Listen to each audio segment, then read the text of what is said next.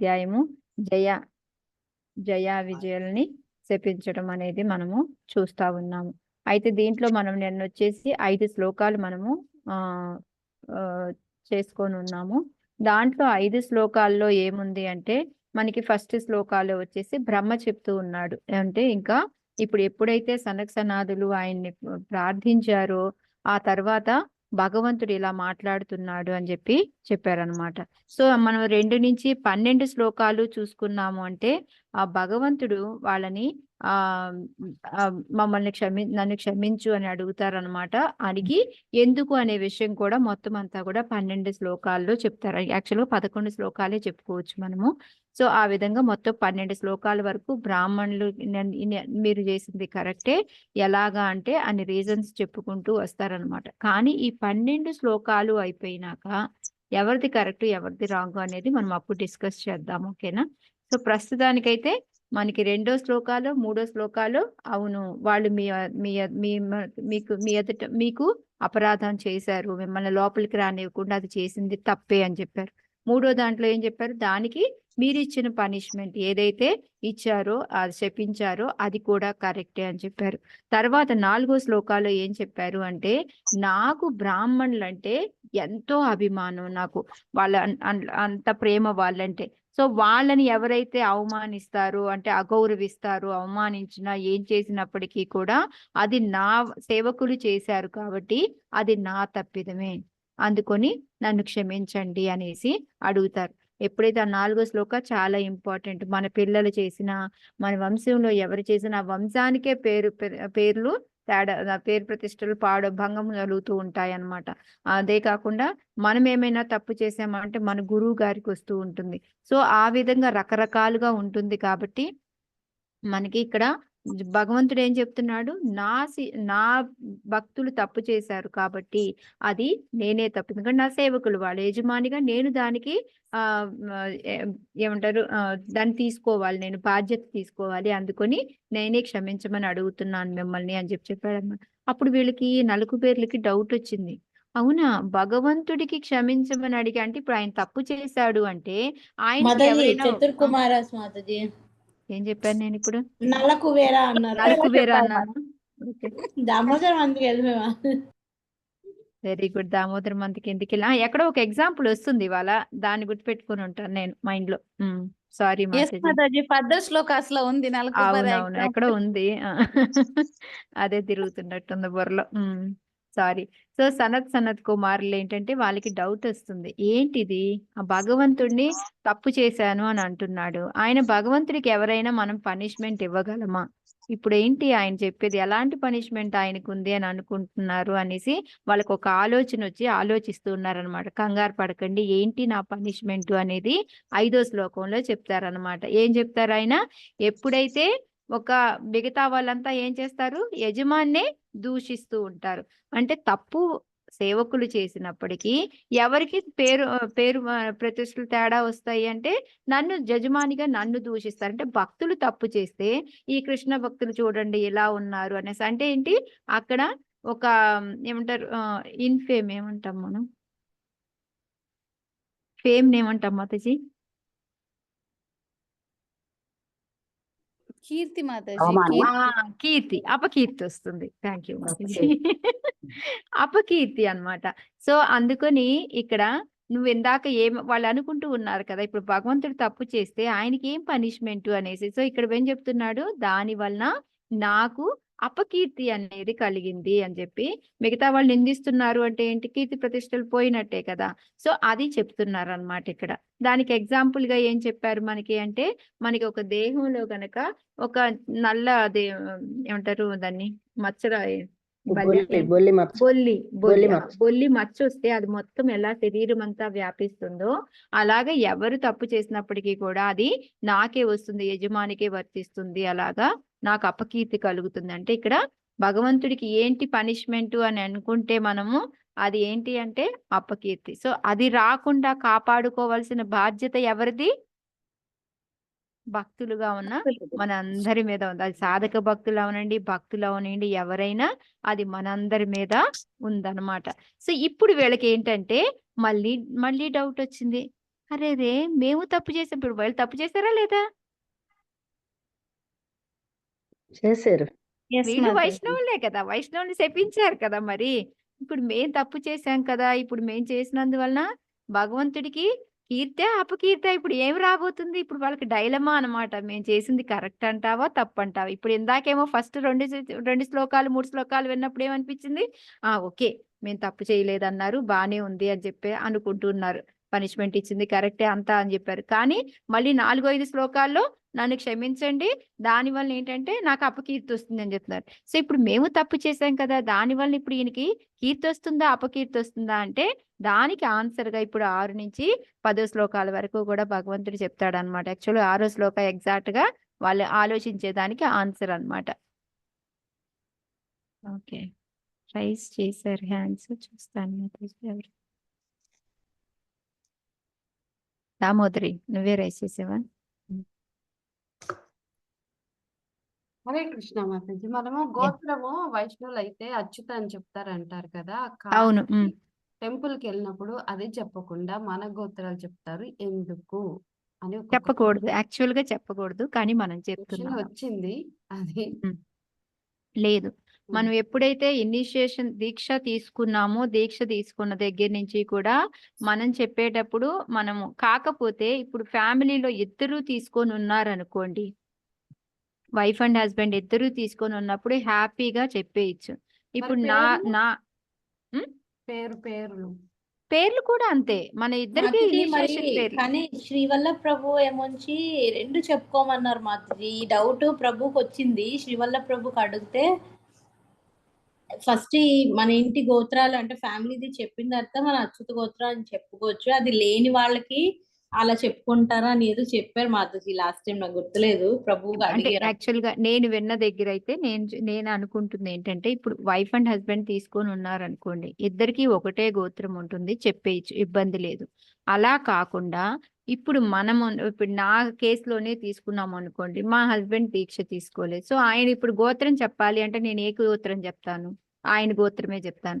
మళ్ళీ నాదొక గోత్రము ఆయనదొక గోత్రము చెప్పలేం కదా. సో అలాంటి పరిస్థితుల్లో నేను మామూలుగా నా పేరే మామూలు గోత్రము చెప్తాను.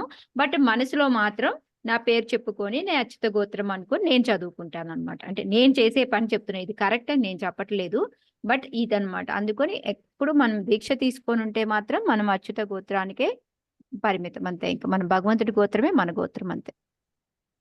ఓకే మాతాజీ. నా? ఓకే మాతాజీ.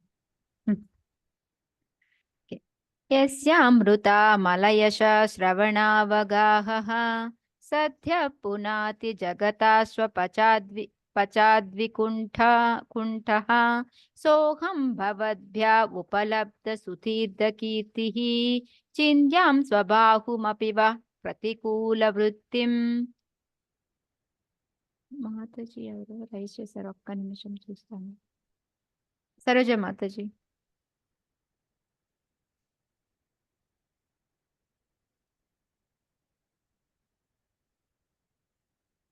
సరోజ మాత చదువుతున్నారా మీరు? హరికృష్ణ మాతాజీ చదువుతాను మాతాజీ. ఆ, మీరు అంటున్నారు కదా నాన్న, ఇంకా సరోజాలు ఉన్నారు కదా, వాళ్ళని చూశాను. రైస్ హరే చేశారు. కృష్ణ మాతాజీ, ఒక్క నిమిషం. ఇప్పుడు మనము గోత్రాలు సేమ్ గోత్రాలు పెళ్లి చేస్తారు కదా, అవును. అప్పుడు ఇప్పుడు ఇనిషియేటెడ్ అయిపోతే ఇద్దరిది సేమ్ గోత్రం వచ్చేది కదా, అచ్యుత అని. ఆ మాతాజీ ఈ డౌట్ కాదు, మనము ఇద్దరమే ఒకటే గోత్రం అంటే నువ్వు పెళ్ళైన తర్వాత నీ తల్లిదండ్రుల గోత్రం చెప్తావా, హస్బెండ్ గోత్రం చెప్తావా నీది? హస్బెండ్ది. మరి అప్పుడు ఇద్దరు ఒకటే గోత్రం అయితే ఏంటి ప్రాబ్లం? అంటే ఇప్పుడు డివోటీ వేరే డివోటీ ఆల్రెడీ తను ఇనిషియేటెడ్, నేను ఇనిషియేటెడ్, నాకు ఇంకా పెళ్లి చేసుకుంటున్నా. అప్పుడు ఈ అమ్మాయిదే అచ్యుతానే, అబ్బాయిదే అచ్యుతానే కదా. అక్కడ ప్రాబ్లం లేదు, ఎందుకంటే అందరిమే భగవంతుడి బిడ్డలు. ఇప్పుడు ఆ 7 ఋషులు వచ్చారు కదా, వాళ్ళ నుంచి కదా ఒక్కోటి మారింది. సో వాళ్ళందరూ ఎవరి బిడ్డలు చూసుకుంటే అందరు అన్నదమ్ములే కదా అక్కడ, అలా చూసుకున్నామంటే. సో ఇది మనం దీక్ష తీసుకున్న తర్వాతది ఇంక మనం పట్టించుకోకర్లేదు.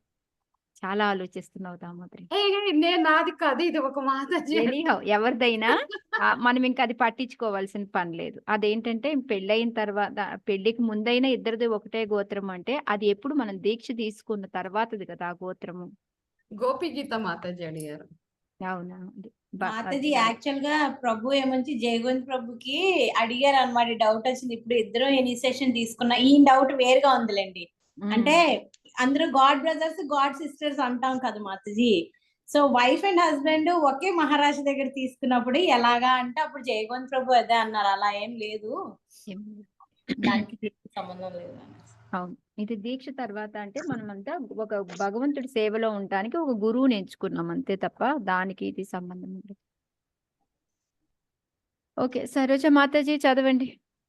సరే మాతాజీ. అస్యామృత మలయ సస్రావణ వగాహ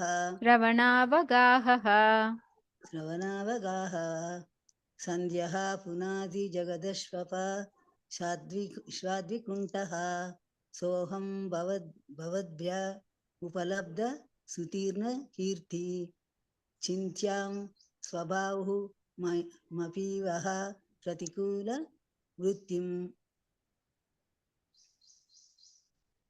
శునకమాంసమును వండుకొని భుజించడి చండాలుని పర్యంతము జగమందలి ఎవడైనను నా నామ యశస్సుల కీర్తన శ్రవణమున స్నానమాడినచో శీఘ్రమే పునీతుడు కాగలడు. మీరిప్పుడు నన్ను నిస్సందేహముగా అనుభూతమనర్చుకొనగలిగిరి కనుక మీ ఎడ ప్రతికూల ప్రవర్తనము కలిగినట్టు గోచరించినచో నా బాహువును నరికివేయుటకును నేను సంకోచింపను. హరే కృష్ణ మాతాజీ. హరే కృష్ణ. సో ఇక్కడ వాళ్ళు ఇందాక ఏదైతే మాకు కీర్త అపకీర్త అనుకుంటుంటే ఇక్కడ భగవంతుడు ఏం చెప్తూ ఉన్నాడు, ఎవరైతే నా భక్తులు అంటే భక్తులే కాదు ఎటువంటి వంశములో పుట్టిన వాళ్ళని, అంటే ఇక్కడ ఏంటంటే బ్రాహ్మణుల వల్లనే నాకు పేరు ప్రతిష్టలు అనేది వస్తుంది అని చెప్తున్నారు. ఎందుకంటే ఈ సునక మాంసం ఎవరైతే చండాళ్ళు అనే వాళ్ళని ఎవరిని అంటారు అంటే సునక మాంసం అంటే కుక్కని ఎవరైతే వండుకొని తింటారో వాళ్ళని చండాళ్ళు అని పిలుస్తారనమాట. సో అలాంటి వాళ్ళు కూడా ఎప్పుడైతే నా యొక్క నామ యశస్సులు అంటే నా కథలు కానీ కీర్తనలు కానీ ఇవన్నీ విని, అంటే అలాంటిది కీర్తనము శ్రవణము రెండు కనుక చేశారు అంటే దాన్ని ఇక్కడ స్నానం ఆడినచో అని చెప్పారనమాట. సో ఎందుకంటే వాళ్ళు పరిశుద్ధులు అవుతారు. సో ఇవి చెప్పేది ఎవరు ఎక్కువగా ఏ కోవకు చెందిన వాళ్ళు? ఈ భగవంతుడి యొక్క నామ యశస్సుల్ని మన కీర్తనము శ్రవణము చేసేవాళ్ళు మనకి చెప్పేవాళ్ళు ఎవరు? పాడేవాళ్ళైనా చెప్పేవాళ్ళైనా భక్తులు మాతాజీ, భక్తులు లేకపోతే బ్రాహ్మణులు, అంతే కదా, ఈ రెండే కదా. ఎప్పుడైతే భగవంతుడి గురించి తెలుస్తారో మనం పోయిన శ్లోకాల్లో తెలుసుకున్నాం. బ్రాహ్మణ అంటే ఎవరు? బ్రహ్మ జానాతి. ఎవరైతే బ్రహ్మ గురించి తెలుస్తుందో భగవంతుడి గురించి తెలుస్తుందో వాళ్ళు మాత్రమే ఇది చెప్పగలరు. సో అలా వాళ్ళు చెప్పిన దాన్ని విని స్నానం చేస్తే ఎట్లాంటి చండాలుడు లాంటి వాడు కూడా పరిశుద్ధుడు కాగలిగినప్పుడు ఇంకా మీ వలన కాకపోతే నాకు ఇంకెవరి వలన వస్తుంది పేరు? అదనమాట ఇక్కడ. అందువలన మీకు ఇప్పుడు అర్థమైంది అనుకుంటాను అనేసి చెప్తున్నారనమాట. ఇంకోటి ఇంకా ఏం చెప్తున్నారంటే భక్తులంటే నాకు ఎంత ఇష్టము అనేది ఇక్కడ చెప్తున్నారు. మీ ఎదట గనక అలాంటి మీకు ఎవరైనా సరే అవమానం కలిగించారు అని అనిపిస్తే నా బాహువుని అంటే నా యొక్క అది నా పార్ట్ ఏదైతే ఉందో నా బాడీలో దాన్ని నరికేసుకోవడానికైనా నేను సంకోచింపను అనేసి. ఇప్పుడు ఇది వింటే మీకు ఏ విధంగా అర్థమవుతుంది అంటే భగవంతుడు భక్తుల ఎడ ఎలా ఉంటాడు అనేది తెలుస్తుందా, లేకపోతే ఇప్పుడు బ్రాహ్మణుల కోసం ఇది చేయడానికి రెడీగా ఉన్నాడు అనిపిస్తుందా? ఈ సెంటెన్స్ వింటే లాస్ట్ లో మాతాజీ డివోటీస్ కోసం మాతాజీ. బ్రాహ్మణ అంటే బ్రహ్మ గురించి అంటే కృష్ణ గురించి తెలియకపోతే ఆయన బ్రాహ్మడే అనిపించుకోడు కదా మాతాజీ. సో డివోటీస్ కోసం కృష్ణ ఏదైనా చేయడానికి ఆయన రెడీ అవుతాడు, ఆయన కూడా బాధపడతాడని తెలుస్తుంది మాతాజీ. ఓకే, ఇప్పుడు దీనికి ఆనందపడాలా సనత్ కుమారులు బాధపడాలా? వాళ్ళు ఇంకా డైలమాలోనే ఉన్నారు మాతాజీ. కరెక్ట్. మనం ఎలా డైలమాలో ఉన్నామో వాళ్ళు కూడా అదే డైలమాలో ఉన్నారు. ఓ పక్క తప్పు చేయలేదని చెప్తున్నాడు, ఇక్కడేమో మళ్ళీ ఏం చెప్తున్నాడు, నా బాహువుని నరికేసుకుంటాను అని చెప్తున్నాడు. ఎప్పుడు నా బాహు అంటే ఏంటి? నథింగ్ బట్ ఆయన మనుషులు అంటే ఎవరు? ఇక్కడ జయా విజయాల కోసం నేను నరికేసుకోవడానికి రెడీ. అంటే భక్తుల కోసం ఏది చేయడానికైనా రెడీగా ఉన్న ఈ మనిషికి ఇప్పుడు వాళ్ళ భక్తుల్ని నేను వేరు చేస్తున్నాను. ఇప్పుడు ఏంటి వాళ్ళు సందిగ్ధంలో ఉన్నారా లేదా? కానీ ఇక్కడ చెప్పడం ఎలా ఉంది? మీ ఎడ ఏదైనా తప్పు చేశారు అంటే నేను నా చేతి నేను నరుక్కోవడానికి రెడీగా ఉన్నాను అని చెప్తున్నారు. సో ఇది ఎలా ఉంది? కాంట్రవర్సీ 2 విధాలుగా చెప్తున్నాడనమాట భగవంతుడు. అంటే ఇక్కడ మీరు చేసింది తప్పే, వాళ్ళు చేసింది తప్పే. నేను వాళ్ళ కోసం ఏదైనా చేస్తాను, మీకోసమైనా ఏదైనా చేస్తాను. అంటే ఇద్దరు భక్తులే. భక్తుల కోసం నేను ఏదైనా చేయడానికి రెడీగా ఉన్నాను అనేది మెయిన్‌గా చెప్తున్నారనమాట. సో ఇక్కడ మనకి కింద ప్రభుపాదులు వారేంటి అంటే మెయిన్‌గా ఈ శ్రవణ కీర్తనాదులు అనేది మనకి ఎప్పుడు ఇంపార్టెంట్ కదా! దానివల్ల ఏం జరుగుతుంది అనేది. సో దానికి మెయిన్‌గా మనం చేయాల్సింది ఏంటి అంటే పూర్ణ శ్రద్ధతోటి మనము పరంపరలో వచ్చే వాళ్ళ దగ్గర నుంచి పూర్ణ శ్రద్ధతోటి ఎప్పుడైతే ఈ కృష్ణ భక్తి భావాన్ని స్వీకరిస్తామో అప్పుడు ఎలాంటి వాళ్ళైనా అది చండాలుడా మనుషులా కాదా ఏదనే విషయం వదిలిపెట్టండి వాళ్ళు పవిత్రులైపోతారు. అది మెయిన్ ప్రభుపాదులు వారు చెప్తుంది అనమాట. మెయిన్ చేయాల్సింది ఏంటి? పూర్ణ శ్రద్ధతో ప్రమాణం కలిగిన వాళ్ళ దగ్గర శ్రవణ కీర్తన మనం చేస్తామో అప్పుడు మాత్రమే మనం పవిత్రులం అవుతాము. మనకి చాలా శ్లోకాలు ఉన్నాయి. ఈ మన హరే కృష్ణ మహామంత్రం చేస్తే ఏమవుతుంది ఇవన్నీ కూడా మనము చాలా శ్లోకాలు ఉన్నాయి. ఇప్పుడు అంత డీటెయిల్‌కి వెళ్ళట్లేదు.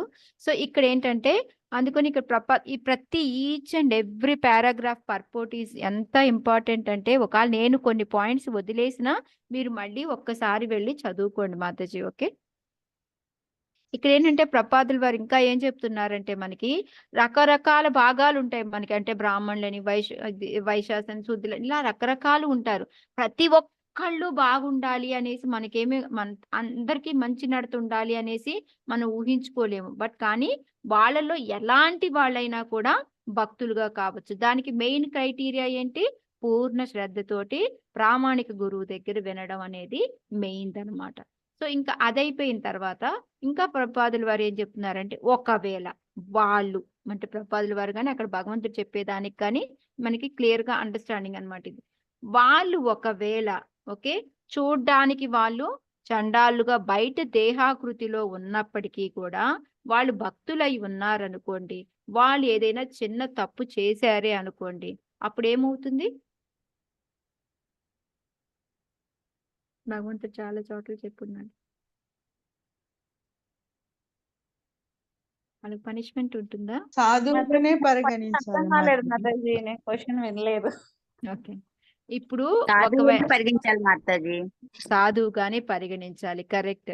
ఎందుకు అంటే మనకి ఆల్రెడీ భగవద్గీతలో 9.30 నుంచి 9వ చాప్టర్లో 30 నుంచి 32 వరకు కూడా భగవంతుడు చెప్తాడు. ఎలాగైతే ఒక అపిచేసు దురాచారో భజతే మమన్య సాధురేవ సమంతే సమ్యక్ వ్యవసితో హి సహా వాళ్ళు ఒకవేళ ఏదైనా తప్పు చేసినప్పటికీ కూడా వాళ్ళు సాధువుల కిందే లెక్క. అంటే వాళ్ళు ఏంటి అంటే వాళ్ళు లోపలంతా శుద్ధంగా ఉంటారు, భక్తుల్లాగా ఉంటారు. బట్ బయటికి చేసే పనులు ఒక మామూలు పనుల్లాగా ఉంటాయి. ఇప్పుడు ఉన్నారనుకోండి మనకి ఒక మన ఇంట్లో ఫ్యామిలీని రన్ చేయాలి.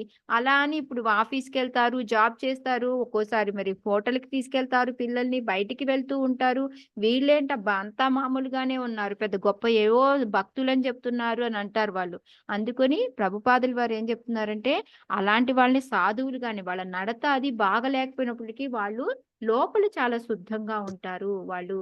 అందుకని వాళ్ళని ఎప్పుడైనా తెలియక ఏదైనా ఒక తప్పు చేసినప్పటికీ కూడా వాళ్ళని భక్తులుగానే, కానీ వాళ్ళని శిక్షించే హక్కు మనకి లేదు, అథారిటీకి ఉంటుంది తప్ప మనకి ఉండదన్నమాట. అది మెయిన్ ఇక్కడ. వాళ్ళు తప్పు చేసి ఉన్నప్పటికీ వాళ్ళకి ఏంటంటే అథారిటీ ఏదైనా ప్రైవేట్ గా మాట్లాడి శిక్షిస్తుంది తప్ప మనం బయటికి వెళ్ళేసి వీడు ఇలా చేశాడు వీళ్ళ చేశాడు వీడు సాధువే కాదు అనడానికి అర్హత లేదు అని భగవంతుడే చెప్తూ ఉన్నాడు అనమాట. నెక్స్ట్ ఇంకోటి ఏం చెప్తున్నారు? కౌంతేయ ప్రతిజానిహి నమే భక్త ప్రణశ్యతి 31వ శ్లోక. నా వాళ్ళు ఎప్పటికీ కూడాను వాళ్ళకి ఏమీ జరగకుండా నేను చూసుకుంటాను అనేసి భగవంతుడు చెప్తున్నాడు. సో ఏదైనా చిన్న తప్పు చేసినా వాళ్ళు సాధువుల కిందే లెక్క. ప్లస్ నెక్స్ట్ వచ్చేసి వాళ్ళకి ఏమీ జరగకుండా నేను చూసుకుంటాను అనేసి. 32 కూడా మనకి స్త్రీలు శూద్రులు ఎలాంటి వాళ్ళైనా సరే భక్తి చేసి నా భక్తులు కావచ్చు అనేసి ఈ 3 రకాలుగా ఇందులో అది మనకి భగవద్గీతలో చెప్పుంటుంది అనమాట. సేమ్ అదే ఇక్కడ మళ్ళీ ప్రపాదుల వారు చెప్తున్నారు. అందుకని ఏంటంటే మనం ఇప్పుడు వాళ్ళు చేసే పనులు ఎలా ఉంటాయి అంటే దేహానికి సంబంధించింది, ఆత్మకు సంబంధించి ఉంటుంది. కానీ ఆ దేహానికి సంబంధించింది బట్టి చూసి వాళ్ళు ఇలా ఉన్నారు అనేసి మనకి మనం ఒక ఎస్టిమేషన్ చేసుకొని చెప్తుంటారు కదా ఏంటంటే కవర్ని చూసి మనం జడ్జి చేయకూడదు, వాళ్ళు వేసుకున్న బట్టలు చూసి జడ్జి చేయకూడదు అని చెప్తూ ఉంటారు కదా. సో అదే విధంగా ఏంటంటే వాళ్ళు నడిచే నడకను బట్టి మనము వాళ్ళు ఎలాంటి వాళ్ళు అలాంటి వాళ్ళు అని అనుకోకూడదు అని చెప్పడానికి ప్రభుపాదుల వారి ఎగ్జాంపుల్స్ అన్ని ఈ శ్లోకాలన్నీ కూడా కోట్ చేశారనమాట. అందుకని దేహ భావనతోటి మనము ఎప్పుడూ కూడా భక్తుడిని చూడకూడదు, మనం ఆయన అంతర్గతంగా ఎలా ఉన్నారు అనేదే చూడాలి అని చెప్పేది మెయిన్ గా ప్రభుపాదుల వారు చెప్తున్నారు అనమాట. ఒక వైష్ణవుని ఎలా చూడాలి అంటే దేహ దృష్ట్యా కాదు, బట్టల దృష్ట్యా కాదు, ఇలా కాదు, ఆయన ఎంత భక్తితో ఉన్నాడు అనేది మాత్రమే. అంతేకాని ఆ నీచ కులంలో ఉన్నాడు అనేసి ఇంకా భక్తుడే అవ్వడా అంటే అలా ఏం కాదు. నీచ కులంలో ఉన్నప్పటికీ కూడా వాళ్ళు భక్తులు అవుతారు అనేది మనకి శాస్త్రాలు చెప్తున్నాయి అని చెప్పేసి చెప్తున్నారు అనమాట. వాళ్ళు కృష్ణ భక్తి భావనలో ఎప్పుడైతే ఉంటారో వాళ్ళు పూర్తిగా పునీతులు అవుతారు, అంటే వాళ్ళు బ్రాహ్మణుల కింద వైష్ణవుల కింద మారిపోతారు అని చెప్పేసి. అది ఎలా మారుతారు అనేది మనం ఇందాక తెలుసుకున్నాం అనమాట. సో ఇప్పుడు మళ్ళీ ప్రభుపాదుల వారు లాస్ట్ ఇంకా మొత్తం ఇదంతా చెప్పిన తర్వాత సారాంశం ఏమనగా అని చెప్తున్నారు చూడండి. సంపూర్ణ శ్రద్ధతో స్వీకరించిన వాడు పునీతుడైనట్టి వాడే అని అవగతం చేసుకొనవలను. అన్ని విధములుగా అతనికి రక్షణ నొసుకుటకు శ్రీకృష్ణ భగవానుడు సంసిద్ధుడయుండును. తన దేహమునందలి ఒక భాగమును ఖండించుకొనవలసినను భక్తుని రక్షణ నొసుకుడు తాను సిద్ధమేనని ఇచ్చట నారాయణుడు ఆశ్వాసముగుచున్నాడు. సో వాళ్ళకి ఎటువంటి రక్షణ కలిగించాలంటే దానికోసం ఆయన భాగాలను వదులుకోవాల్సి వచ్చినా సరే దానికి నేను రెడీగా ఉంటాను అంటే, ఇక్కడ ఒకవైపు సనాతులకి ఏం చెప్తున్నారు, మీ అంతటా అపరాధం చేశారు కాబట్టి వాళ్ళు నేను శిక్షిస్తాను అని చెప్తున్నారు. ఇంకోవైపు ఏం చెప్తున్నారు, వాళ్ళు నా భక్తులు, వాళ్ళని కోసం నేను ఏదైనా నేను చేయడానికి రెడీగా ఉంటానని రెండు విధాలుగా కూడా ఇక్కడ చెప్తూ ఉన్నారనమాట. మనం ఇక్కడ ఈ నామం దాని కింద మనం చూసుకున్నామంటే ప్రభుపాదుల వారి ఎగ్జాంపుల్ బెస్ట్ అనమాట. ప్రభుపాదుల వారు చూడండి, అమెరికాలో చికాగో ఉందంటే దాంట్లో ఒక ఏమంటారు ఆ క్రిమినల్ నేరం వాళ్ళు ఎక్కువగా జరిగే ప్లేస్ ఏది అంటే చికాగో అని చెప్పొచ్చు అనమాట. అలాంటి ప్లేస్ లో ఒక పోలీస్ వచ్చేసి ప్రభుపాదుల వారిని కలుస్తారు, ఏమండి ఇట్లాగా ఎంత నేరాలు ఎక్కువైపోతున్నాయో ఏం చేయాలో తెలియట్లేదండి అంటే ప్రభుపాదుల వారు ఏం చెప్తారు, ఏమీ లేదండి, నాకు ఒక మంచి హాల్ అరేంజ్ చేయండి, అందరినీ పిలవండి, నేను వాళ్ళకి చక్కగా కీర్తన భాగవత కథ చెప్తాను, చెప్పిన తర్వాత ప్రసాదం ఇస్తాను, ఆటోమేటిక్ గా వాళ్ళు మారిపోతారండి కొన్ని రోజులకి అని చెప్తారు. అప్పుడు ఆ పోలీసు నమ్మడు, ఏంటి ఇది నిజమా, ఈయన జోలికే వెళ్ళి ఇది చెప్తేనే అయిపోతుందా అని. కానీ ఇప్పుడు చూస్తే చికాగోలో ఆ క్రైమ్ రేట్ అనేది చాలా తగ్గిపోయింది. టెంపుల్ కీర్తన్స్ ఇవన్నీ ఇప్పటికీ జరుగుతూ ఉన్నాయి కాబట్టి ఆటోమేటిక్ గా అది తగ్గిపోయింది. సో ఎస్పెషల్ గా మనం ఇది. ఇంకో ఎగ్జాంపుల్ వచ్చేసి న్యూయార్క్ చూసాము అంటే న్యూయార్క్ లో అదేంటి మాతాజీ వాళ్ళు ఉండే ఊరు పేరు బౌరియా చౌరియా, చాలా వాళ్ళు బోవరి మాతాజీ. బౌరి కరెక్ట్ బౌరి. అక్కడ ఏంటంటే ఆల్కహాల్ తాగడము అంటే ఇంకా అక్కడ యంగ్స్టర్స్ కూడా చేసే పని ఎలా ఉంటుందంటే వాళ్ళు అక్కడే మూత్రం చేయడం, అక్కడే ఇంక వాళ్ళకి ఒక ఏమంటారు ఒక్క అంటే నేరాలు అనేది చెయ్యరు కానీ చూసాము అంటే ఈ అలవాట్లు అనేవి ఎక్కువగా ఉన్న ప్లేస్ అనమాట అది. సో అలాంటి ప్లేస్కి కూడా ప్రభుపాదులు వారు వెళ్ళి మళ్ళీ ఈ కీర్తను ఈ శ్రవణము ఇవే చేయించేసి వాళ్ళని ఇప్పుడు ఉత్తమ భక్తులుగా తయారు చేస్తున్నారు. అలాంటి ప్లేస్ ఎలాగంటే ప్రభుపాదుల వారి ముందే వాళ్ళు సిగరెట్లు తాగేవాళ్ళు, ఆల్కహాల్ మందు తాగేవాళ్ళు, మళ్ళీ అక్కడే మలమూత్రాలు చేసేవాళ్ళు, ఊసేవారు, అయినా సరే అవేమీ పట్టించుకోకుండా వాళ్ళకి అదే పనిగా కీర్తను భాగవతం చెప్పడం ఇవే చేసేవారు అనమాట. సో వాళ్ళు ఎంతో మంచి డివోటీస్ గా తయారయ్యారు. సో ఎలాంటి చండాలైనా మారుతారు ఈ కృష్ణ కాన్షియస్ తీసుకొని ఈ శ్రవణ కీర్తనలతోటి అని మనం దీని ద్వారా మనకి ఈజీగా ఎగ్జాంపుల్ తీసుకోవచ్చు అనమాట. ఓకే, హరే కృష్ణ. సో ఇక్కడ నాకు బ్రాహ్మణుల వల్లనే పేరు ప్రతిష్టలు వస్తున్నాయి, వాళ్ళకి ఎవరైనా తప్పు చేస్తే నేను ఏది చేయడానికైనా రెడీ అని చెప్పారు. బట్ ప్రభుపాదుల వారు దాని అర్థం అంతా మార్చి మనకి భక్తుల కోసం ఏమి చేయడానికైనా నేను రెడీ అని చెప్పారు అని చెప్పి చెప్తూ ఉన్నారు అనమాట. Okay, 7th. యస్సేవయా చరణ పద్మ పవిత్ర రేణుం సత్యక్షత కిలమలం ప్రతిలబ్ధశీలం న శ్రీర్విరక్తమపి మాం విజహాతి యస్యాః ప్రేక్షాలవార్ధ ఇతరే నియమాన్ వహంతి. హరే కృష్ణ. మాతాజీ ఎవరు మాతాజీ నేను చదవనా? మాతాజీ తను చెయ్యెత్తింది. ధనలక్ష్మి మాత ఇనిషియేషన్ నేమ్ మర్చిపోయాను చూసావా? హరే కృష్ణ మాతాజీ. దివ్య సారీ మాత, దివ్య గోలకేశ్వరి. ధనలక్ష్మి గుర్తొస్తావు. హరే కృష్ణ. హరే కృష్ణ. Thank you. యస్సేవయా చరణ పద్మ పవిత్ర రేణుం సద్యక్షతాఖిలమలం ప్రతిలబ్ధశీలం న శ్రీర్విరక్తమపి మాం విదహాతి యస్యాః ప్రేక్షాలవార్త ఇతరే నియమాన్ వహంతి. హరే మాతాజీ కొంచెం పైకి. అన్నాను చూడు.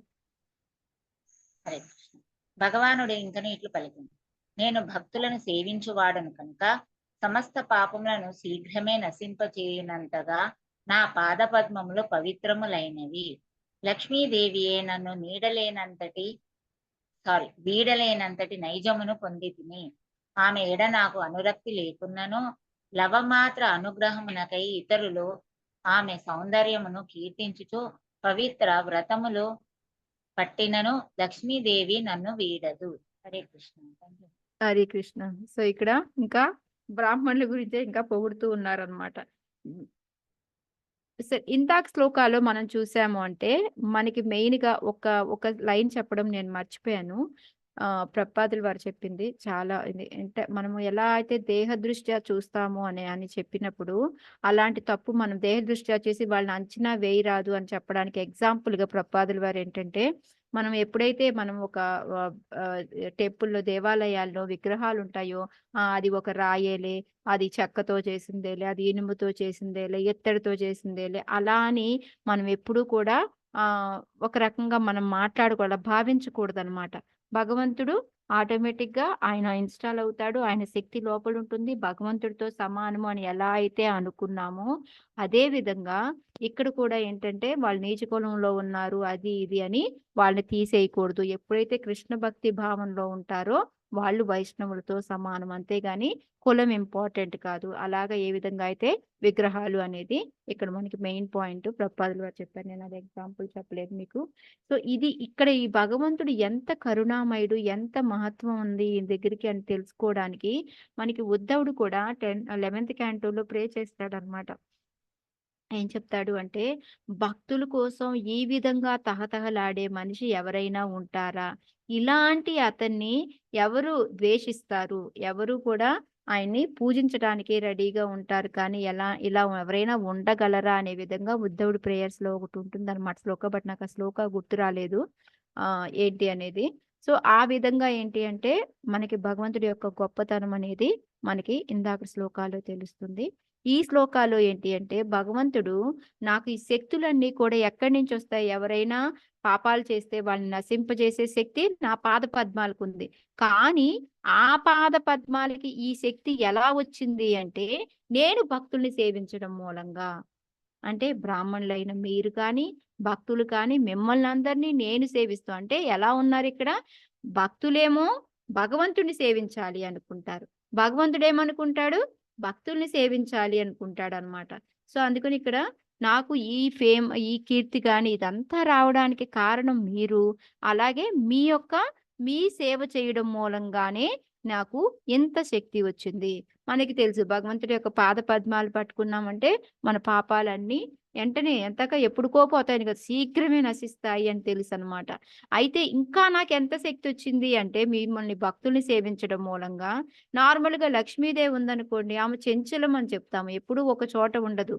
అలాంటిది ఆమె భగవంతుడిని వదిలిపెట్టకుండా అక్కడే ఉంటుంది. అంటే ఐశ్వర్యం అంతా ఆయన దగ్గరే ఉంటుంది. ఆమె వలన మొత్తం ఐశ్వర్యం అంతా నా దగ్గరే ఉంటుంది అని చెప్తున్నాడు. నాకు ఆమె మీద అనుగ్రహం అంటే ఆమె మీద ఆసక్తి ఉందా అంటే అనురక్తి అనేది లేదు. అయినప్పటికీ కూడా నన్ను వదిలిపెట్టి వెళ్ళట్లేదు. ఎందుకంత ఉంది అంటే అది మిమ్మల్ని సేవించటం వలన. ఎప్పుడైతే ఒక భక్తుల్ని సేవిస్తామో దాని వలన వచ్చే ఉపయోగం ఏంటి అనేది ఇక్కడ భగవంతుడు చెప్తూ ఉన్నాడు అనమాట. నాకు కూడా శక్తి మిమ్మల్ని సేవించడం వల్లనే వచ్చింది. లక్ష్మీదేవి కూడా నా దగ్గర ఎతలకుండా ఉంటుంది అంటే దానికి కారణం నేను మిమ్మల్ని సేవించడం మూలంగానే అని చెప్తూ ఉన్నారు. సో మనకి అది కింద ప్రపాదుల వారు చెప్తూ ఉన్నారనమాట. మనకి ఇక్కడ కూడా దీంట్లో కూడా వచ్చింది. మనము ఆమెకి ఒక చిన్న ఎంతో లేదు, ఒక్క లక్ష్మీదేవి కటాక్షం ఒక సెకనైనా మన ఇంట్లో పడితే బాగుండు అనేసి ఎన్నో రకాల వ్రతాలు, శుక్రవారాలేమో వైభవలక్ష్మి పూజలు అనేసి లేదా ఏవో ఎన్నో రకాల పూజలు, ఇది ఒక పేరని అక్కర్లేదు, ఎన్నో రకాల పూజలు లేకపోతే శుక్రవారాలు ఫాస్టింగ్లు ఉండడాలు, ఇలా రకరకాలుగా ఎన్నెన్నో వ్రతాలు చేస్తూ ఉంటారు, దీక్షలు పడుతూ ఉంటారు. అలాంటి వాళ్ళకి ఒక్క నిమిషం కూడా అమ్మవారు వస్తుందో లేదో తెలియదు, దానికోసం ఇంత చేస్తూ ఉంటారు. ఇదంతా చేసే బదులు జస్ట్ ఒక్కసారి మనం భక్తులకు సేవ చేసుకున్నాము అంటే లక్ష్మీదేవి ఆటోమేటిక్ గా మీ అందరి దగ్గరికి వస్తుంది అనే విధంగా కూడా మనకి ఇక్కడ భగవంతుడు చెప్తూ ఉన్నాడు అనమాట. సో ఇంకా దీని నుంచి మనకి ప్రపాదుల వారు ఏం చెప్తూ ఉన్నారంటే ఇక్కడ భక్తులకి భగవంతుడికి మధ్యలో ఉండే సంబంధం ఎలా ఉంటుంది అనేసి మనం ఆల్రెడీ ముందు శ్లోకాల్లో మనం ముందుసారి కూడా చెప్పుకున్నాం. యస్యాస్తి భక్తిర్ భగవత్యకించన అని. ఎప్పుడైతే మనం భగవంతుడికి సేవ చేయడం మొదలు పెడతామో మనకి అన్ని మంచి లక్షణాలన్నీ కూడా దేవతలకి ఎవరికైతే ఉన్నాయో అన్ని రకాల లక్షణాలు మనకు వస్తాయి అని. సో అందుకని మనం ఎప్పుడైతే భక్తుడవుతామో మనకు కూడా సమస్త సద్గుణాలు కూడా మనకు వస్తాయి అని చెప్పేసి మనం దానికి మెయిన్ గా ఏంటిది సేవ. ఆ సేవ అనేది ఎప్పుడైతే మనం చేస్తామో అప్పుడు ఇదంతా కలుగుతుంది. కానీ భగవంతుడు ఇక్కడ ఏం చెప్తున్నాడు, నాకు కూడా సేవ చేసినందువల్లనే ఇవన్నీ వచ్చాయి అని చెప్తున్నారు అనమాట. సో ఇందాక మనం అనుకున్నట్టు భగవంతుడేమో మనకి సేవ చేయాలంటే మనం అని కాదు, భక్తులు ఎవరైతే ఉంటారో నిత్య భక్తులు వాళ్ళకి సేవ చేయాలి అనుకుంటాడు. మనమేమో అంటే భక్తులేమో భగవంతుడికి సేవ చేయాలి అని వాళ్ళు ఎప్పుడు అనుకుంటూ ఉంటారన్నమాట. సో ఇది ఈ విధంగా చెప్పి ఇదంతా కూడా ఏంటి అంటే అది నిజమా యాక్చువల్ గా భగవంతుడికి శక్తులు భక్తులకు సేవ చేయడం వలంగానే వచ్చిందా?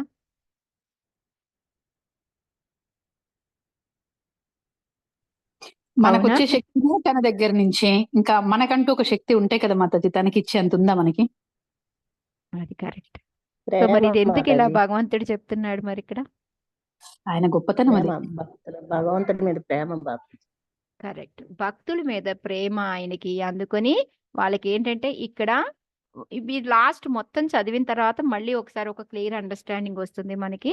బట్ ప్రస్తుతానికి ఇక్కడ ఏంటంటే భక్తులు అంటే ఎంత ప్రేమ అనేది మనకు తెలుస్తుంది. సో మీ అందు అపరాధం చేశారు, మీరు ఎంత గొప్పవాళ్ళు అనేది ఇక్కడ మెయిన్ గా చెప్తూ ఉన్నారనమాట మనకి. సో అందుకనే ఇక్కడ భక్త వత్సలుడు అనేసి ఆయన అంటారు భక్తుడిని. ఆయన్ని ఎందుకంటే భక్తుల కోసం ఏం చేయడానికైనా రెడీగా ఉంటాడు భగవంతుడు అనేది. సో మనకి ఎగ్జాంపుల్ గా చూసుకున్నామంటే రావణుడు విభీషణుడు తీసుకున్నాం. రావణుడు ఎప్పుడైతే లక్ష్మీదేవి కటాక్షం వచ్చింది అంతా వచ్చింది, కానీ కూడా ఎప్పుడైతే భక్తులు ఎదుట అపరాధం భగవంతుడి యొక్క అపరాధం చేశాడో ఏమైపోయింది, ఉన్నదంతా కూడా పోయింది. అదే విభీషణుడు ఏం చేశాడు, ఆ లంకను వదిలేశాడు, ఇది బాలేదు అనేసి. ఎప్పుడైతే రాముడు మళ్ళీ హనుమంతుడికి వీళ్ళందరికీ కూడా సేవలు చేశాడో, భక్తులకి సేవ చేశాడో, ఆయనకే మళ్ళీ ఆ లంకకి రాజు ఎవరయ్యారు, విభీషణుడే అయ్యాడు. సో ఎవరి దగ్గర అయితే ముందు లక్ష్మీదేవి లేదో లక్ష్మీదేవి వాళ్ళ దగ్గరికి వచ్చింది. ఏం చేస్తే వచ్చింది, భక్తులకి సేవ, భగవంతుడికి సేవ చేస్తే వచ్చింది. సో అందుకని మనం స్పెషల్ గా మనం పూజలు చేయాలా లక్ష్మీదేవి రావాలి అంటే? ఈ వినాయక చవితులకి వీటికి లక్ష్మీదేవికి దీపావళికి సపరేట్ గా ఆమెకే పూజ చేస్తూ ఉంటారు. సో రాధా పంకజ్ మీకు చాలా సార్లు చెప్పున్నాను నేను, రాధా పంకజ్ ప్రభు చెప్తారనమాట. ఇప్పుడు మీరు ఏదైనా ఒక ప్రోగ్రామ్ కి మిమ్మల్ని ఒక్కళ్ళే పిలిచి మీ హస్బెండ్ మీ భర్తని మన భర్తని కానీ పిలవలేదు అనుకోండి, అప్పుడు మనకి నచ్చుతుందా, మనం వెళ్దాం అనిపిస్తుందా మనకి? అనిపించదు మాతాజీ. కానీ ఇప్పుడు ఇప్పటి వరకు ఇది తెలియదు కాబట్టి ఆ విధంగా చేశాం, మీకు తెలిసిన తర్వాత అవసరం లేదు అనిపిస్తుంది. హరే కృష్ణ. అవును, అందుకే మాతాజీ ఇప్పుడు మళ్ళీ క్లియర్ గా ఎందుకు ఇన్నిసార్లు చెప్పుకుంటున్నామంటే ఇదే విషయం అన్నమాట. సో అందుకని ఏంటంటే మనము ఎప్పుడు అది ఇంకోటి ఏంటంటే యశోద భగవంతుడిని కట్టేసింది. వాళ్ళు ఎక్కువగా ఆయన నలుగు పేర్లు వస్తుంది ఎందుకు అనుకుంటే, యశోద ఎప్పుడైతే భగవంతుడిని కట్టేస్తుంది కదా, కట్టేసినప్పుడు అందరూ దేవతలు కూడా వస్తారంట చూడడానికి. అక్కడికి దేవతలు వస్తే చూడడానికి దేవతల వైపు మాత్రం తల ఎత్తి చూస్తాడంట భగవంతుడు. ఎందుకు? ముందేమో అంత కిందకి దించుకొనే ఉంటాడు అందరి ముందు, గోపాల్ వీళ్ళందరి ముందు. కానీ దేవతల దగ్గర మాత్రం తల ఎత్తి చూస్తాడంట. ఎందుకు అంటే నేను భక్తుల ముందు ఎలా కట్టుబడడానికైనా నేను రెడీగా ఉంటాను అనేసి చూపించడానికి ఆయన తల ఎత్తి మరీ చూపిస్తారు. ఇది నా స్టేజ్, నేను భక్తుల ముందు ఇలా ఉంటాను అనేసి చెప్తారంట వాళ్ళకి. సో ఇది ఒక లెక్చర్ లో విన్నాను, అది గుర్తు చెప్పాను నేను మీకు. హరి బోల్ మాతాజీ. ఓకే, సో అది భగవంతుడు ఎంత భక్తవత్సలుడు, భక్తుల కోసం ఏం చేయడానికైనా. మళ్ళీ మనము భీష్ముడు, మనం కురుక్షేత్రంలో నేను ఆయుధమే పట్టను అని చెప్తాడు, కానీ మళ్ళీ మాట తప్పినా పర్వాలేదు అని మళ్ళీ ఆయుధం పట్టుకుంటాడు. ఎవరి కోసం? భీష్ముడి కోసం. భీష్ముడి అర్జునుడి కోసం, కోసం. అర్జునుడి కోసం మాతాజీ. మాతాజీ. భీష్ముడిని చంపడానికి ఆయన అదే కరెక్ట్. కాదు మాతాజీ మాతాజీ. భీష్ముడికి కూడా కోరుకుంటుంది కదా కానీ మాతాజీ. అది అవును కూడా మాతాజీ, కలిగియాలి కదా మాతాజీ. అది కరెక్టే. భీష్ముడికి కోరిక తీర్చడానికి అది అంతర్గతంగా, బట్ బయటికి కనిపించేది ఏంటి?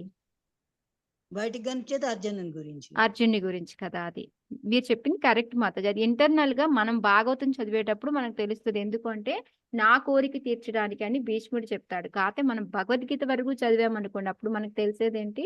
ఓన్లీ ఇతను. సో ఇద్దరు భక్తులే కాబట్టి ఇద్దరి కోసము చేశాడు. Okay, finish. ఓకేనా మాతాజీ? సో ఇక్కడ భక్తులకి సేవ చేయడానికి ఎంత తత్పరతతో భగవంతుడు ఉన్నాడో మనం కూడా అంతే విధిగా ఉండాలి అనేది నాకు ఈ శ్లోకా చెప్తూ ఉన్నప్పుడు నాకే గుర్తొస్తుంది. వాళ్ళ మార్నింగ్ నుంచి జగన్నాథ్కి 3 సార్లు 4 సార్లు చెప్పాను, నీకు డ్రెస్ చేంజ్ చేస్తా, నీకు డ్రెస్ చేంజ్ చేస్తా అనేసి. కానీ అటు తిరుగుతూ ఇటు తిరుగుతూ చెప్తున్నానే కానీ ఇంతవరకు చేయలేదు. ఇప్పుడు నేను ఈ చెప్పే అర్హత నాకు ఉందా లేదా అనేది నాకు మనసులో ఒక గిల్టీగా ఉంది ఇప్పుడు. హరే కృష్ణ మాతాజీ. చెప్పండి మాతాజీ, ఆ. అయితే ఇక్కడ లక్ష్మీదేవి ఇక్కడ దీంట్లో రాశారు కదా, సౌందర్యమును కీర్తించుచు పవిత్ర వ్రతములు పట్టినను ఉమ్, లక్ష్మీదేవి నన్ను వీడదు అంటే ఆమె కూడా ఒక విధంగా భక్తురాలనే కదా, భక్తురాలు అతని పాదాలు వదలదు అని కదా. అవును మాతాజీ. కానీ యాక్చువల్ గా ఇప్పుడు చెప్పే కాంటెస్ట్ ఏంటంటే, నేను భక్తులకి సేవ చేశాను కాబట్టి మీరు ఎంత ఇదిగా విడిగా ప్రేయర్లు చేసినా కూడా ఆమె రాదు నన్ను వదిలిపెట్టి. అంటే భక్తుల యొక్క సేవ చేసిన వాళ్ళని వదిలిపెట్టి వెళ్ళదు అని చెప్పాలని అనమాట మెయిన్ గా. Okay okay Mataji. Okay okay Mataji. Mataji చదువుతారా శ్లోక? ఓకే తల్లి. నాహం తథాత్మి యజమాన హవిర్వితాని శోతకృత ప్లుతమదన్ హుత భుంక్తుకేన భుంక్ముఖేన ఏ బ్రాహ్మణస్య ముఖతశ్చరతోనుభాసం తుష్టస్య మయ్యవహితై నిజ కర్మపాకైః.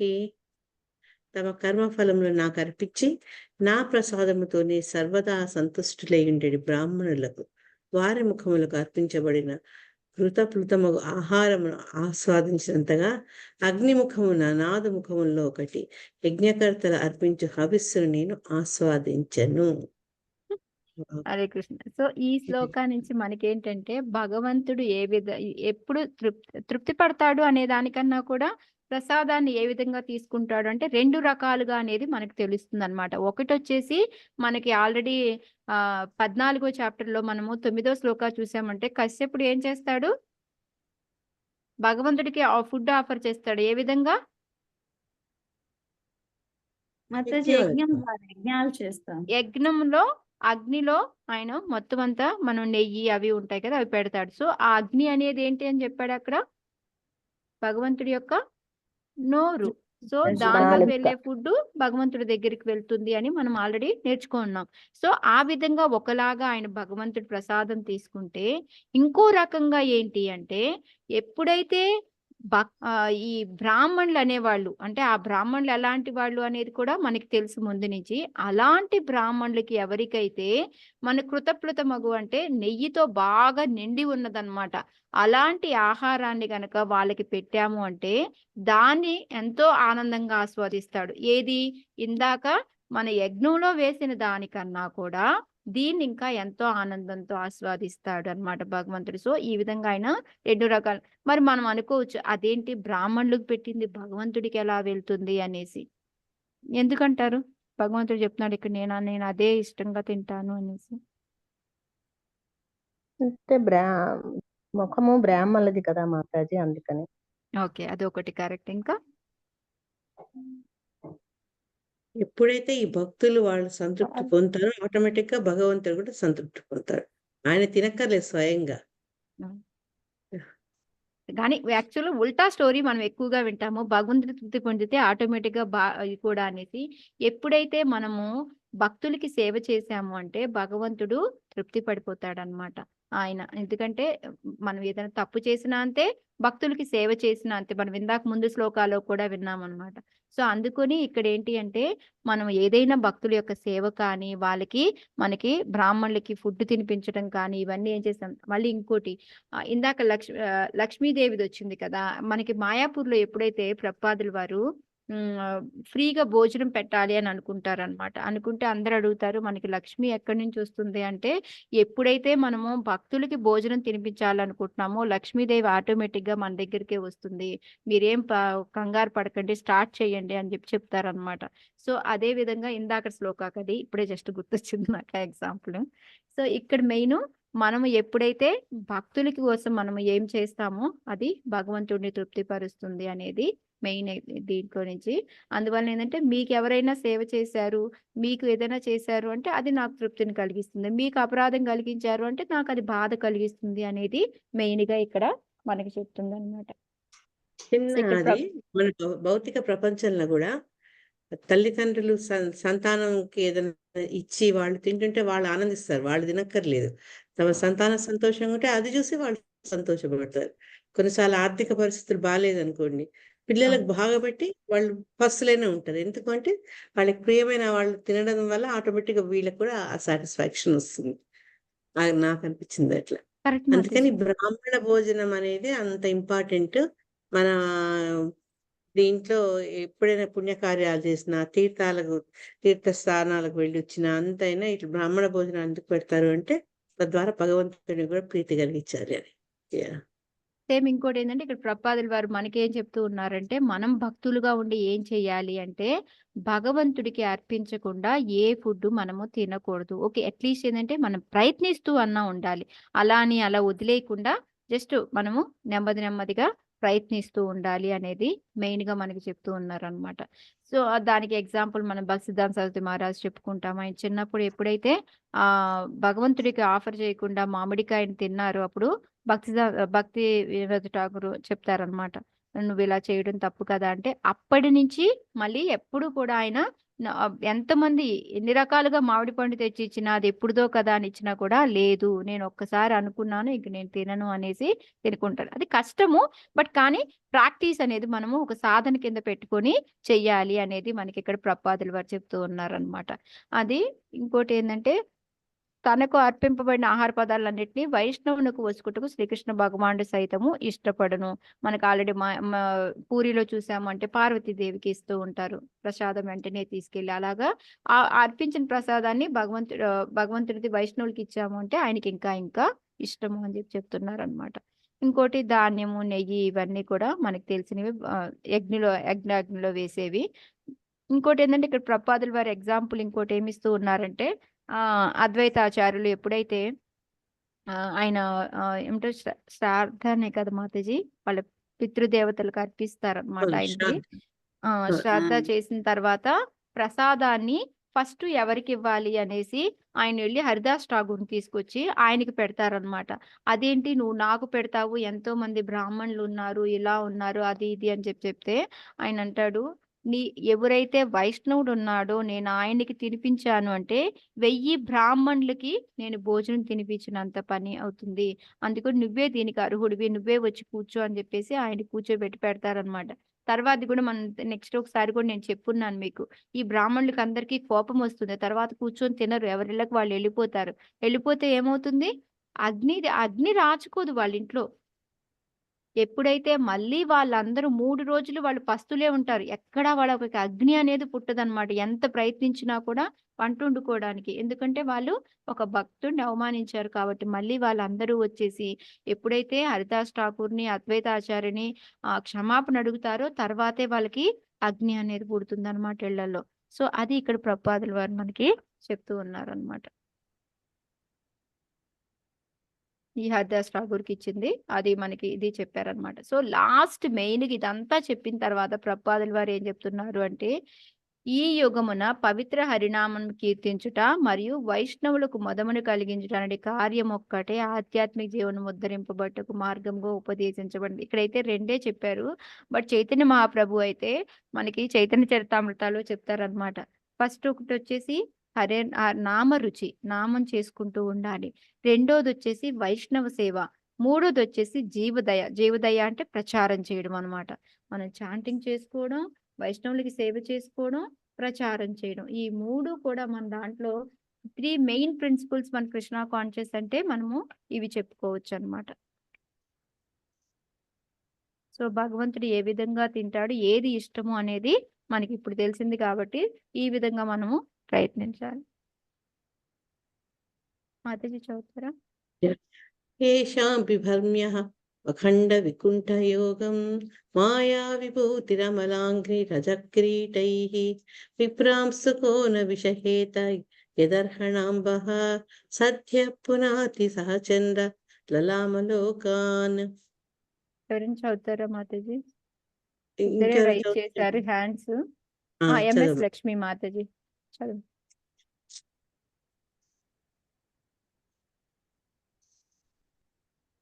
హరే ఎంఎస్ కృష్ణ మాత చదవాలా? చదవండి మాతాజీ. ఓకే మాత. ఏషాం బిభర్మ్యుపమఖండ వికుంఠ యోగం మాయా విభూతిరమలాంగ్రిరజః కిరీటైః విప్రాంసుకోన విషహేత యదర్హణాంబః సద్య పునాతి సహచంద్రలలామలోకాన్.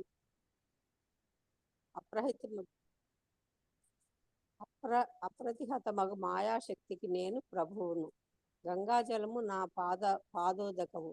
ఆ పవిత్రము గంగాజలము పరమశివునితో దానిని అతడు శిరమును దాల్చిను. సహా ముల్లోకములను పావనమనొచ్చును. అట్టి నేనే వైష్ణవుని పాదదుడు నా శిరమును దాల్చి తిననగా ఆ కార్యము చేయ ఎవ్వరు తిరస్కరించగలరు.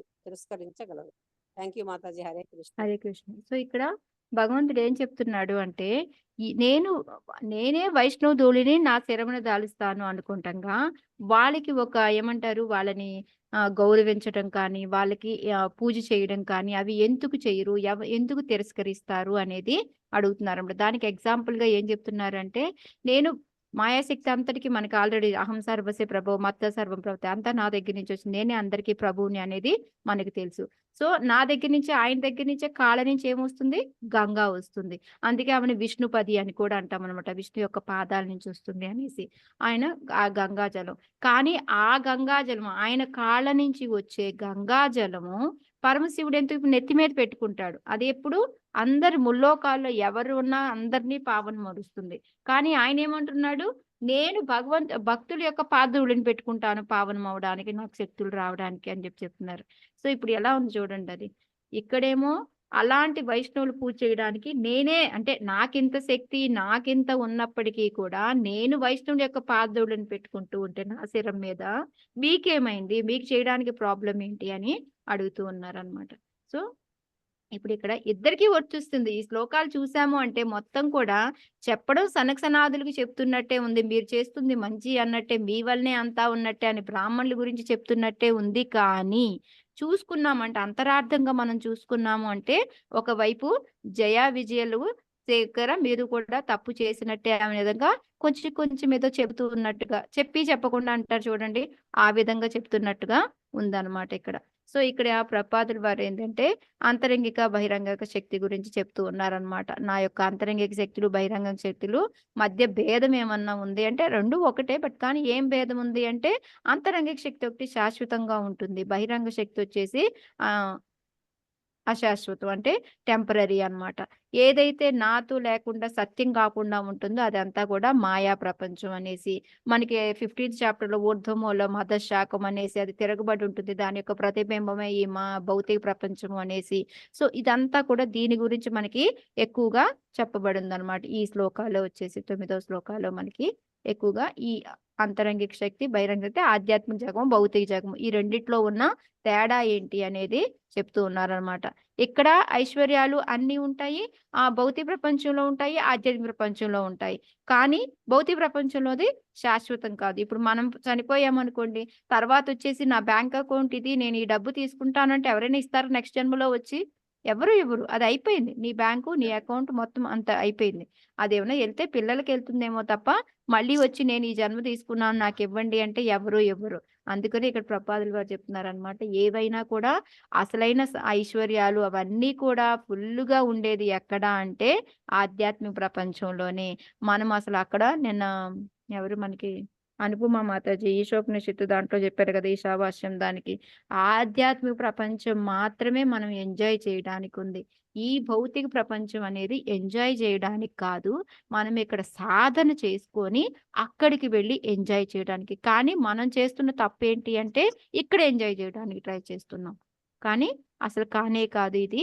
మనకి ఇక్కడ మనము సాధన చేసుకొని అక్కడికి వెళ్ళడానికి చేయడానికే మనకి భగవంతుడు ఈ భౌతిక ప్రపంచం అనేది తయారు చేసి ఇచ్చున్నాడు అనేసి చెప్తూ ఉన్నారనమాట. ఇక్కడ ప్రభుపాదుల వారంతా ఇది మనం చెప్పుకున్నది ఇదంతా కూడా చెప్పారనమాట.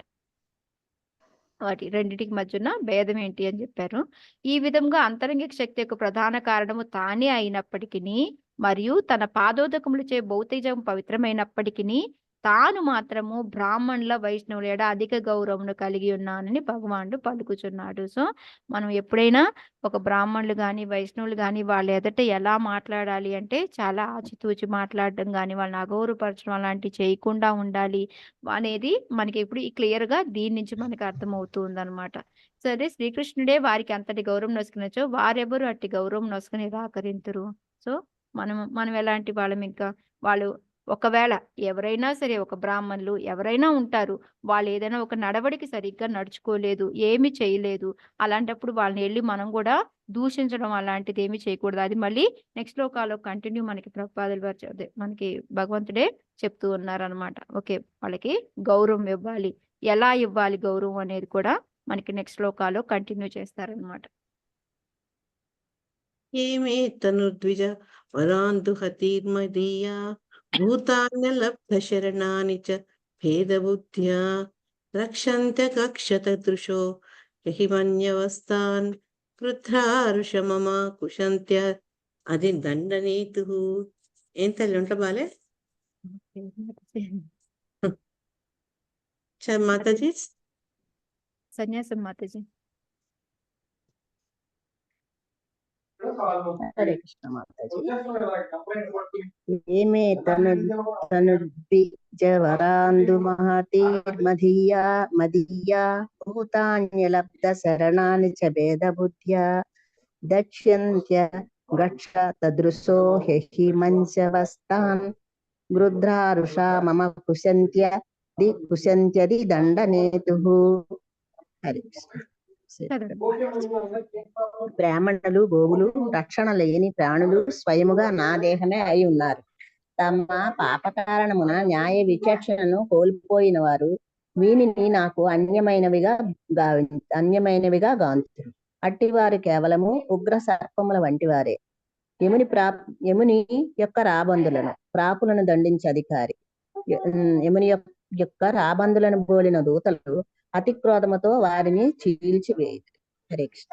హరే కృష్ణ. ఇక్కడ భగవంతుడు ఏంటి అంటే నన్ను ఏ విధంగా అంటే నాకు నచ్చిన పని ఏంటి, నన్ను సంతోష పెట్టే పని ఏంటి. ఇందాకేం చెప్పారు, అలాంటి వాళ్ళకి గౌరవం ఇవ్వాలి అన్నారు కదా బ్రాహ్మణులకి. అలాంటి వాళ్ళకి గౌరవం ఇవ్వకపోతే ఏం జరుగుతుంది? నన్ను అంటే నాకు సంతోషం కలిగించే పని కాదు, కానీ అలాంటి వాళ్ళకి ఏం పనిష్మెంట్ వస్తుంది అనేది కూడా ఇక్కడ మనకి భగవంతుడు చెప్తూ ఉన్నాడు అనమాట. సో బ్రాహ్మణులు గోవులు రక్షణ లేని ప్రాణులు అంటే ఎవరు?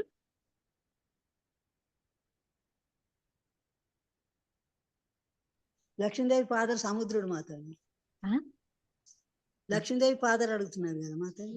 లక్ష్మీదేవి కాదు మాతాజీ, రక్షణ లేని ప్రాణులు మాతాజీ. చిన్న పిల్లలు, ముసలి వాళ్ళు. కరెక్ట్. చిన్నపిల్లలు, ముసలి వాళ్ళు, స్త్రీలు, వీళ్ళు ముగ్గురు కూడాను రక్షణ లేని. ఎందుకు అంటారంటే మనకు ఆల్రెడీ చాణక్య పండితుడు చెప్తూ ఉంటాడు, ఒక స్త్రీలు ఉన్నారు అంటే వాళ్ళకి వయసుతో పాటుగా వాళ్ళకి రక్షించే వాళ్ళు ఎవరో ఒకళ్ళు ఉంటూ ఉంటారు అనేసి మనకు తెలుసు. సో అదేవిధంగా చిన్నపిల్లలు ఉన్నారు అంటే వాళ్ళకి ఆటోమేటిక్గా ఒక తల్లిదండ్రులు మనకి వెనకాల ఉండి చూసుకోవాల్సి వాళ్ళకి, ముసలి వాళ్ళకి అంతే. ఈ మధ్య చూస్తూ ఉన్నాం కదా వదిలేసి వెళ్ళడము. సో మనకి మెయిన్గా మన బాధ్యతని తప్పించుకొని వెళ్ళాము అంటే ఏం పనిష్మెంట్ అనేది కూడా లేదా, మెయిన్గా బ్రాహ్మణులు గోవులు ఎదట కూడా మనం ఏమైనా అగౌరవపూర్వకంగా ఏమన్నా చేశాము అంటే ఏ విధమైన పనిష్మెంట్, ఒకటి భగవంతుడికి నచ్చదు ఆ పని, అది వదిలేయండి. ఇంకా ఇంకోటి ఏంటి అంటే మనం ఎప్పుడైతే అలాంటి పని తప్పు చేస్తామో, ఈ 5గురు ఎలాంటి వాళ్ళో వాళ్ళ వైపు మనం గౌరవం కానీ రక్షించడం కానీ చెయ్యకపోయాము అంటే మనం సర్పాల్లాగా అనమాట. ఉగ్ర సర్ప అంటే కోపంగా ఉండే పాములు లాంటి వాళ్ళం అనమాట. అదే అలాంటి వాళ్ళకి చనిపోయిన తర్వాత ఏమవుతుంది అంటే యమదూతలు ఎవరైతే ఉన్నారో వాళ్ళు రాబందుల్లాగా అనమాట. సో యమదూతలు మనల్ని రాబందుల టైప్లో తీసుకెళ్ళి మనల్ని అతిగా మనల్ని శిక్షిస్తూ ఉంటారనమాట. అంటే ఏంటి, ఆ రాబందులను ఈ కోపంతో ఉన్న పాముని చూసామంటే చీల్చి చెండాడుతూ ఉంటాయి రాబందులు పాముల్ని. విడిగా అయితే ముంగీస అవి కొట్టుకుంటే అవి వేరు. బట్ ఇక్కడ రాబందుల దగ్గరికి వెళ్ళాము అంటే అవి పాముల్ని చీల్చి చెండాడుతాయి అనమాట. ఆ విధంగా మనల్ని అంత పనిష్మెంట్ మనకు ఉంటుంది పైకి వెళ్ళిన తర్వాత అనేసి అస్సలు నాకు నచ్చనే నచ్చదు. మనము ఎప్పుడైతే బ్రాహ్మణులకి గోవులకి రక్షణ కల్పించకపోతే నాకు నచ్చదు అనేది ఇక్కడ ప్రభుపాదుల వారు చెప్తూ ఉన్నారనమాట. అందుకనే నాకు అలాంటి వాళ్ళు నచ్చరు అనేసి. సో మనం ఏం చేయాలి అంటే ఇక్కడ ప్రభుపాదుల వారు కూడా ఈ గోవులు, బ్రాహ్మణులు, స్త్రీలు, పిల్లలు మీరందరూ చెప్పారు కదా, రక్షణ లేని వాళ్ళు అంటే వీళ్ళందరూ వస్తారనమాట. సో వీళ్ళలో ఎవరికైనా కూడాను మనము మంచి చేస్తూ ఉండాలి. భగవంతుడు ఎప్పుడు కూడా వీళ్ళకి మంచి చెయ్యాలి అని చూస్తూ ఉంటాడు. ఆ రీతిని మనం కూడా ఏం చేయాలి అంటే వాళ్ళకి సేవ చేస్తూ ఉండాలన్నమాట. ఇందులో ఇంకా ప్రభుపాదుల వారు చెప్తున్నారు, ముఖ్యంగా మిగతా అట్లీస్ట్ స్త్రీలు, పిల్లలు, వృద్ధుల్ని వదిలేసినప్పటికీ ఈ గోవులు, బ్రాహ్మణులకి మాత్రం మనము ఎప్పుడు కూడా భగవంతుడు గోబ్రాహ్మణ హితాయచ అని చెప్తూ ఉంటారు కదా, వాళ్ళ ఎదుట అసూయ అనేది ఉండకూడదు, వాళ్ళని ఎప్పుడు కూడా గౌరవిస్తూ ఉండాలి, వాళ్ళకి సేవ చేస్తూ ఉండాలి అనేది చెప్తూ ఉన్నారనమాట. ఇంకోటి ఇక్కడ ప్రభుపాదుల వారు ఏంటంటే ఒక్కొక్క చాట దుహితి అనేది అంటే పుత్రుడు అనే విధంగా వస్తూ ఉంటుందన్నమాట. దుహిత్రో అంటే ఏంటంటే సూర్యుడి కూతురు అని వస్తుంది. అంటే ఒక్కొక్కసారి కూతురు కింద, ఒక్కొక్కసారి అంటే ఒక కొడుకు రూపంగా కూడా, అంటే దుహితి అంటే ఆవు అని మీనింగ్, దుహిత్రో అంటే ఏంటంటే సూర్యుడి యొక్క కూతురు అనేసి వస్తుందన్నమాట.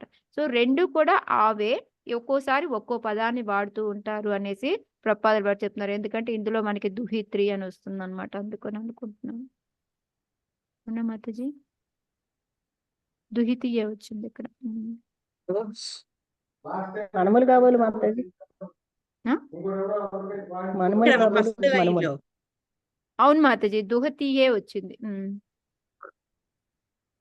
కానీ ఇక్కడ దుహిత్రోహి అని కూడా అంటారు అనేసి ప్రభుపాదుల వారు చెప్తున్నారు అనమాట. అంటే ఒక్కొక్క ఎక్కడైనా శ్లోకాస్లో వస్తూ ఉంటుంది, అదేదో అనుకోకండి, అది కూడా ఆవే అనేసి మనకి ప్రభుపాదుల వారు చెప్తూ ఉన్నారనమాట. నెక్స్ట్ ఇంకోటి వచ్చేసి ఇక్కడ పిల్లల రక్షణ భారం, ఇదంతా కూడా మనం చెప్పుకుందే.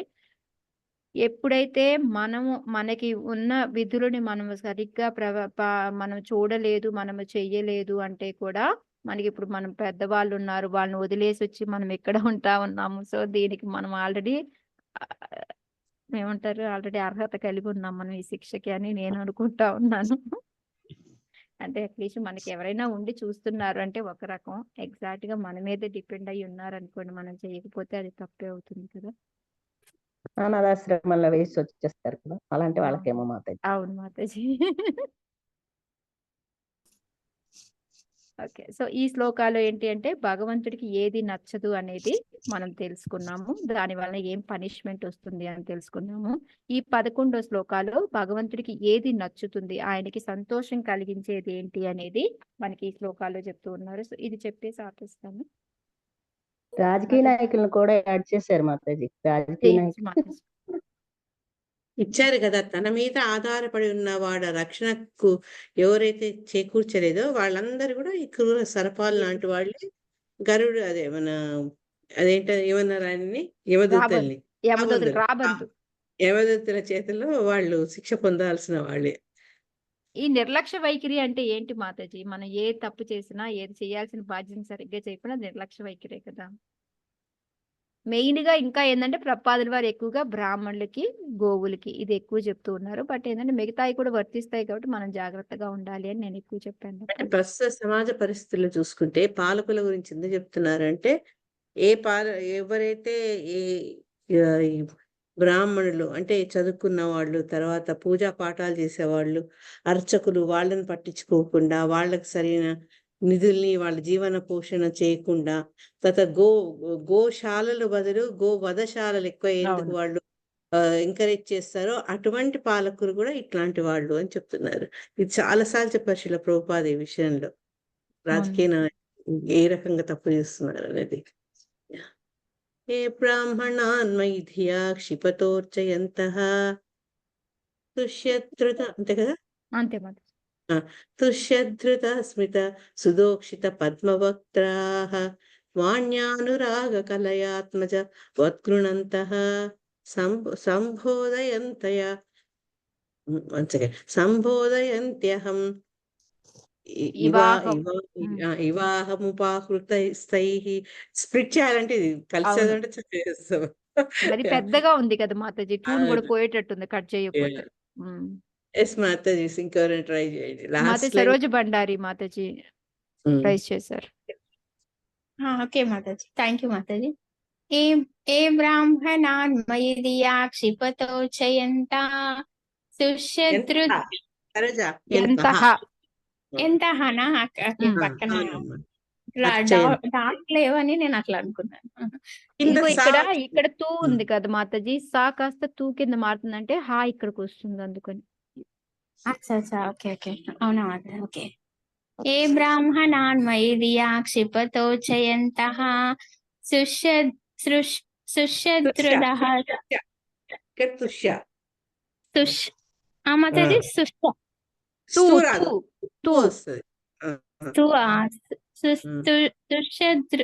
తుష్యద్రుదః సుదోక్షిత పద్మవక్తాః వాణ్యానురాగ కలయాత్మజ వద్రునంతః సంబోధయంత్యహమి వాహాముపాహృతస్మైః అస్మైః వాహుతస్రైః.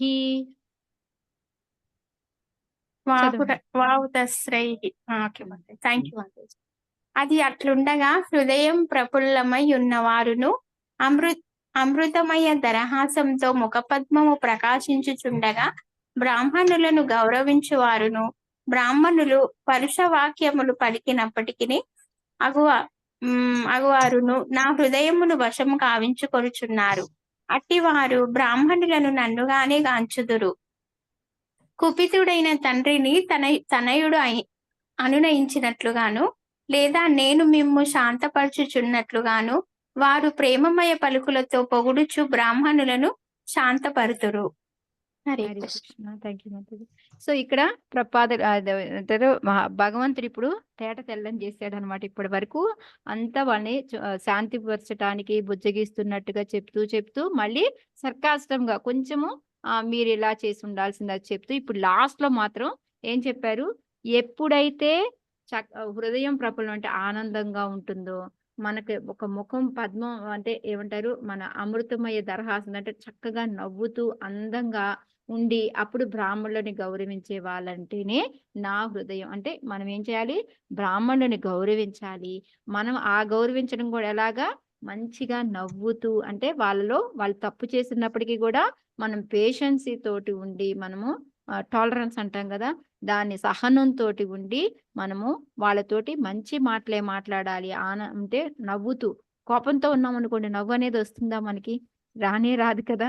మొహం చిట్లించేసుకొని ఎలా పడితే అలా మాట్లాడతాము. ఒకవేళ యాక్ట్ చేయాల్సి వచ్చినా కానీ నవ్వు అయితే మాత్రం రాదు. ఎంత నవ్వు పెట్టుకున్నా అది తెలిసిపోతూ ఉంటుంది. సో అందుకని ఇక్కడ మనకి భగవంతుడు మరీ చెప్తున్నాడు, నాకు ఎలాంటి వాళ్ళు నాకు నచ్చుతారు, నా హృదయంలో ప్లేస్ ఉంటుంది వాళ్ళకి అంటే వాళ్ళు ఎలాగంటే మంచి దరహాసంతో వాళ్ళ బ్రాహ్మణులతోటి గౌరవించుకుంటూ మంచి మంచి మాటలు మాట్లాడుతూ ఉంటే అలాంటి అట్టివారు బ్రాహ్మణులను నన్నుగానే గాంచుదురు. ఇంకా అదే కాకుండా ఆ బ్రాహ్మణులు నాకు మధ్యలో డిఫరెన్స్ లేదు, ఇద్దరిని ఒకలాగే, అంటే బ్రాహ్మణులు నేను ఒకటే అనే విధంగా ఒకేలాగా చూడాలి అని చెప్తున్నారనమాట.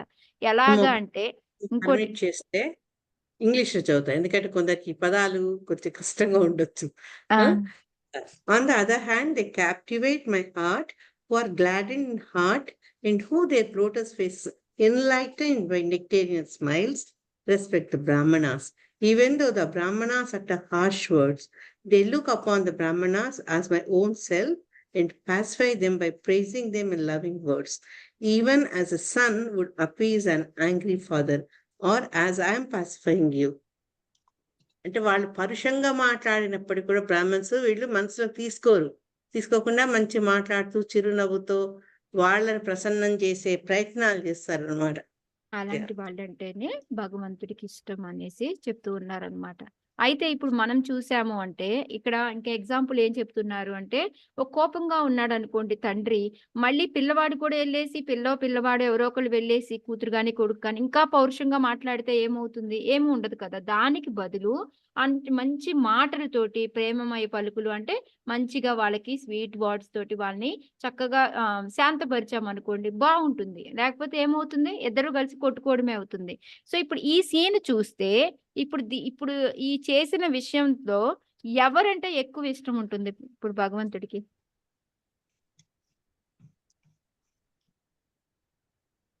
ఓకే, ఇప్పుడు చూసాము జయ విజయాలు అడ్డు పెట్టారు, వెంటనే ఎవరికి కోపం వచ్చింది? కుమారులకు వచ్చింది. కుమారులకు వచ్చి ఏం చేశారు? వాళ్ళు శపించారు. శపిస్తే తిరిగి మళ్ళీ శపించారా జయ విజయాలు?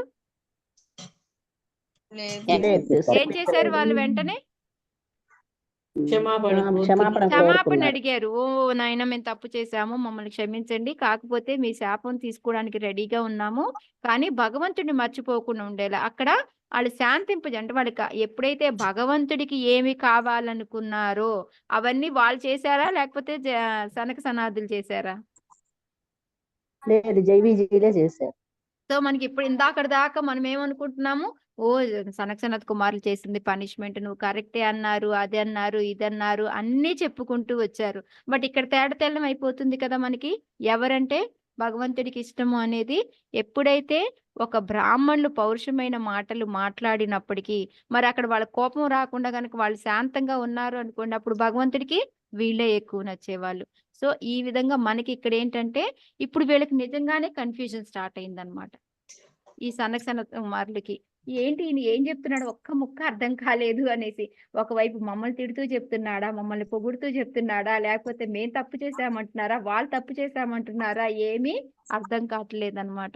సో ఇదన్నీ ఈయన తర్వాత. సో అందుకని ఇక్కడ మనకి ప్రపాదుల వారు కూడా ఏం చెప్తూ ఉన్నారు అంటే, బ్రాహ్మణులు కానీ వైష్ణవులు కానీ ఎవరైనా ఒక కోపంతో ఎవరినైనా శపించారు అంటే మనం వాళ్ళని తిరిగి మళ్ళీ శపించడం అలాంటివి చేయకూడదు అనేది మనకి వేదాలు చెప్తున్నాయి.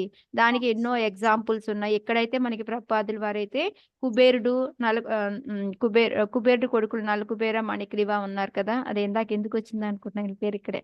సో వాళ్ళు ఉన్నారు అంటే వాళ్ళు ఏం చేశారు, వాళ్ళకి నారదులు వారు ఎప్పుడైతే శాపం ఇస్తారో వాళ్ళు ఏమి మాట్లాడకుండా మెదలకుండా ఆ శాపాన్ని స్వీకరిస్తారు. కాకపోతే మాకేమైనా ఏదైనా కొంచెమన్నా కన్సెషన్ అంటే భగవంతుడే వచ్చి మీకు మళ్ళీ మిమ్మల్ని విడుదల చేస్తాడు అని చెప్పి చెప్తూ ఉంటారు అనమాట. సో ఆ విధంగా ఎన్నున్న ఎగ్జాంపుల్స్ ఎవరికైనా ఇంకేమన్నా గుర్తొచ్చాయా? పరీక్షిత్ మహారాజ్, ఎస్, శృంగి ఎప్పుడైతే శపించాడు అని తెలుస్తుందో ఒక రాజుగా ఆయన ఏదైనా చెయ్యగలడు, కానీ ఏం చేశాడు? ఓకే, నేను దాన్ని తీసుకోవడానికి రెడీగా